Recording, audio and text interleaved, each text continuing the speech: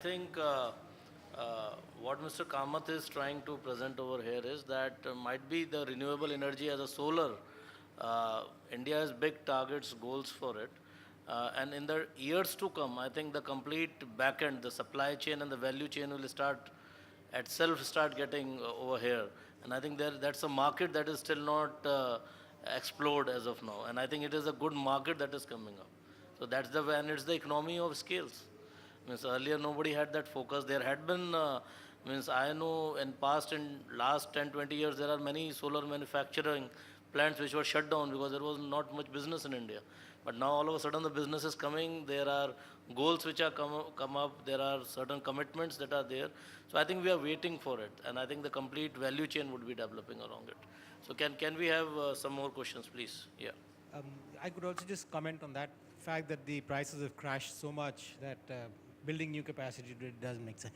But coming back to my question, sorry, my name is Sudhanshu Goyal. I'm a power professional. Two questions. One, in terms of the land requirements, because that is something very crucial. We are not a vast land country like the United States or Canada. India, which is a very, very high population, the land requirements for something like the kind of ambitious targets which NTPC has, where are we going to generate this from? And with solar, you can't do like offshore wind. So, and okay, we have Rajasthan and we have the Thar Desert, but you can't concentrate all your solar production in one particular area. That doesn't make sense from a grid perspective or from the location perspective. So that's something I would request the panel to comment on. Second is the replacement power perspective. I mean, for every gigawatt of solar we build, can we actually do without the backup of conventional fossil fuel power or some other reliable power? And if you have to do that, I mean, is there been some thought going into this? Because we do 30% of our power from solar, for example, or wind, which can die out any time, or you can have clouds on monsoons and you're dead. Then how will the logistics work for this replacement power? I mean, they cannot have supply chains running efficiently. They can't just stockpile, huge amounts of coal. So it's all great to talk about solar, but the practicalities, it's something which I would like the panel to please comment on. Fine. Thanks. I think Mr. Kamath, you are best placed to answer. One is the land requirement, and we know that the land is the most sort of precious thing, and with the act that has passed on the land acquisition, there are issues. So how does NTPC looks after this and the replacement part? How do we shift from renewable, and what is the backup sort of thing? Yeah. I mean, if it was a reliable source, Okay, you don't yes. need the replacement. But the fact is, it is not. It is. So for every gigawatt, do we need a gigawatt of, or or the answer could be we learn to live with power going off and say, okay, it's a brownout. Okay, fine. No, thank you, girls. You have raised this issue. I should have covered in my talk, but nevertheless, I will try to cover this. Yes, there are few concerns. Like first is, of course, fund. I think Guha Sahab will agree for going for 10,000 megawatt, we need the huge sum. And I don't think Indian bank, leave alone, foreign banks are also struggling to meet that kind of funds. Because at least 70 to 80% fund has to come as a debt, and that has to come from bank. So that is number one. Number two is the technology challenges, which I said the efficiencies are less and the generation is less. As per megawatt MU generated is less than a thermal plant or the hydro plant or gas plant, nuclear plant, so to say. The third challenge is, as Mr. Goyal has pointed out, land requirement. In India, we know that it's a highly populated country and the populations are going up. So we cannot think of using some land which can be used by any other means. Even if it is agriculture, even if it is forest, we never touch that land. So the land left is either in Rajasthan, which is a desert kind of land. In the center of the desert, we can't put because it's inhabitable. But on the fringes of the desert, that is one of the targets. And another is in Gujarat, where the Kutch Ran is there, where no plantation can grow and it is a flat land and you can't have anything else.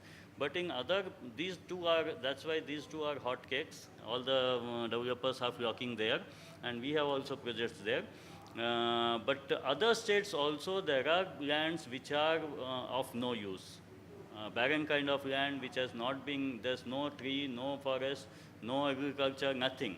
So those lands are the primary targets which we are using, and believe me, there are enough land as of now for our expansion. Land as such, we are not foreseeing any hurdle. Of course, land acquisition is a problem because some villages may be there in between and they may create problems and all.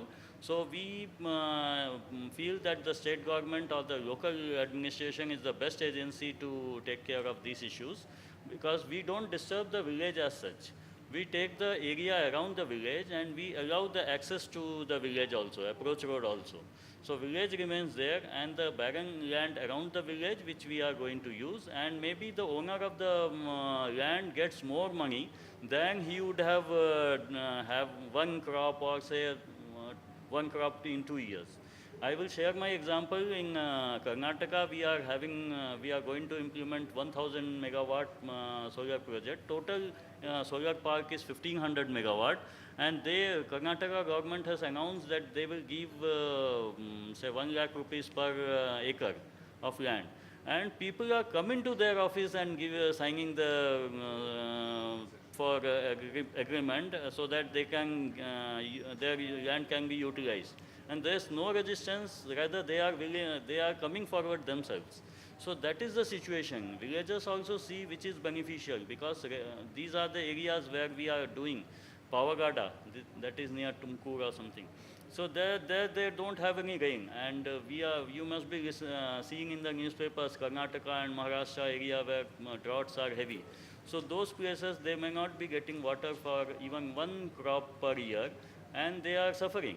So they say that, okay, 1 lakh per year, per acre they are getting, that's more than enough. And there's an escalation clause also. So they are also partner in the solar project development. Now number two, Number two, Mr. Goyal has asked about the complementary nature of the solar, because solar will be there in the daytime when the sun is there. Morning time it will be less, daytime it will increase, and then it will come down. There's an inverted bell curve. There's no doubt about that. And the solar generation will start, say, around 6:30 or 7, as the place may be and the season may be, and it will end at, say, 5:30, 6 or 6:30. We don't have to dispute on the exact timing, but apart from this time period, the solar energy will not be there. And let me tell you very frankly that any storage capacity of battery or any other thing is not commercially viable for a big project. It is not there at all. We have a battery storage project long back in 2010 that was 10 kilowatt in a remote village, as I explained. For remote villages, that is required. Then we have forgotten about the battery because it is not commercially viable. Now we are thinking of a battery storage package for Andaman, Port Blair, because Government of India is thinking of having Port Blair as a diesel-free island for environmental reasons. So we are thinking of around 30 megawatt hour battery bank, and that's a big problem for us. We are unable to find out the solution. We are struggling as of now. Let me share with you. So storage is not there. So the only way is to reduce the generation of thermal plants during daytime, reduce it, keep it to the low, and then in the evenings you ramp up, and in the night you have to run it full, and then again next day morning, depending on the forecast and scheduling, you have to again ramp it down. So that's the only way as of now I can see. Thermal may not be suitable for that. The lifetime of the thermal plant, life of thermal plant may come down. The running costs may go up because the efficiencies will be less at a lower generation. But gas projects may be ideally suited to take this kind of fluctuation in load. Fine. I So think, maybe we will come back to gas again. Yeah. Yeah. So, do you want to? Yeah, maybe just very quickly, I think those are good questions. First, on the issue of land, I think it's significant that the target that India has announced for solar includes 40% of that target is rooftop. So that's almost half of the, and that doesn't even include off-grid solar. So there's no land issues there. There are other issues about how you manage rooftop solar, but it's not one of land.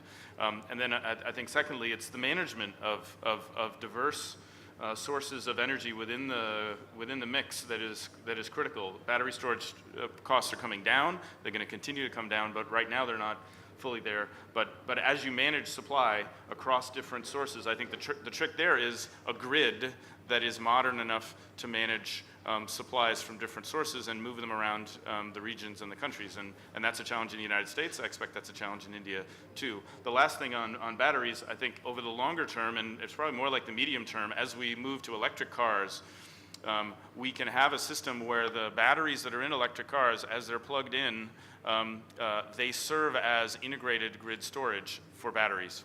So I think in the medium term, as we think about the movement to electrifying our transportation fleet, it begins to get at the issue of storage, because cars are not moving around all the time, and whenever they're plugged into the grid, they can be part of the storage problem.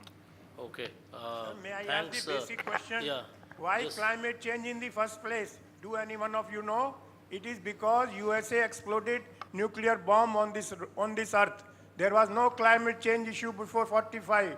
We, closing our eyes, exploded nuclear bomb. Okay. I asked this question to everybody, nobody Please. answered. Where is that heat gone? Millions of degrees centigrade. You have destroyed this earth for no reason. We can't live on Mars. There is no oxygen. We spend any amount of Okay. millions sending rockets to Mars. What is the use?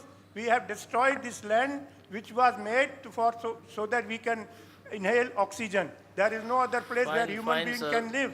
We Because respect we your exploded concerns. uncalled Please. for atom bomb on this earth, that Yeah. millions of degrees centigrade Please. temperature is right We here, have taken and your from that day concerns. only It's- climate change came. It's okay, it's okay. We have taken your concerns. I think that brings us to the end of the session. May I request all the audience to give a round of applause to our panelists.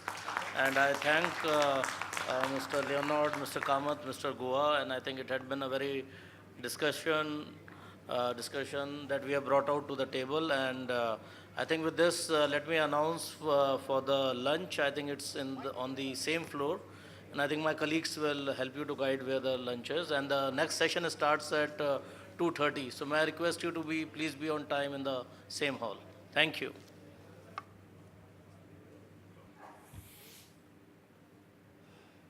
Can I shut this? Bit of a...